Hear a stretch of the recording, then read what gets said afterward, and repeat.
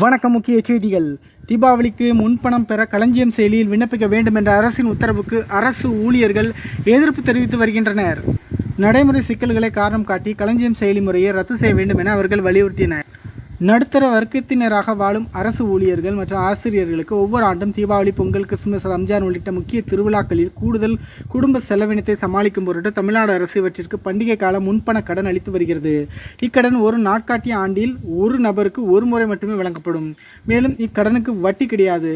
10 மாதம் தவணைகளாக இது மாத ஊதியத்தில் ஒவ்வொரு மாதமும் ஊதியம் வழங்கும் அலுவலரால் பிடித்தம் செய்யப்பட்டு அரசுக்கு செலுத்தப்பட்டு வருகிறது. இத்தொகை பண்டிகை நாளுக்கு முன்னர் விழா முன்பணம் கோரி விண்ணப்பிக்கும் விண்ணப்பதாரர்களுக்கு மட்டுமே வழங்கப்படுகிறது.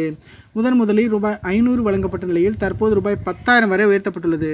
இந்நிலையில் தீபாவளி பண்டிகை முன்னிட்டு முன்பணம் தொகையை பெறுவதற்கு அரசு ஊழியர்கள் களஞ்சியம் செயலியில் விண்ணப்பிக்க வேண்டும் என்று கருவூல ஆணையர் உத்தரவு பிறப்பித்திருந்தார். எனவே இனி வரும் காலங்களில் அனைத்து பண வரைவு அலுவலர்களும் தங்களது அலுவலகத்தின் அனைத்து பணியாளர்களையும் பண்டிகை முன்பணத்தினை பெற களஞ்சியம் செயலி மூலமாக விண்ணப்பிக்க வேண்டும் என தெரிவித்திருந்தார். இதில் பல்வேறு நடைமுறை சிக்கலை உருவாக்கும் என்பதால் களஞ்சியம் செயலி முறையை ரத்து செய்ய வேண்டும் என அரசு ஊழியர்கள் கடும் எதிர்ப்பு தெரிவித்து வருகின்றனர். ஏனென்றால் தீபாவளி பண்டிகை இன்னும் 1 மாத காலம் இருக்கக்கூடிய நிலையில் களஞ்சியம் மூலம் விண்ணப்பிக்க வேண்டும் என்ற உத்தரவை சாத்தியமில்லாத அவசர கதியில் உடன் அமல்படுத்த முடியாத உத்தரவாக தமிழ்நாடு அரசு ஊழியர் சங்கம் கருதுகிறது. பொதுவாக தமிழ்நாட்டில் 9 லட்சத்திற்கும் மேற்பட்ட அரசு ஊழியர்கள் பணிபுரிந்து கொண்டிருக்கின்றனர்.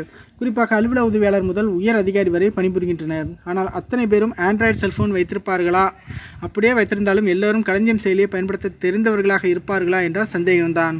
பல நேரங்களில் தொழில்நுட்ப குறைபாடுகளால் செயலிழந்த செயலியாக களஞ்சியம் செயலி இருக்கிறது.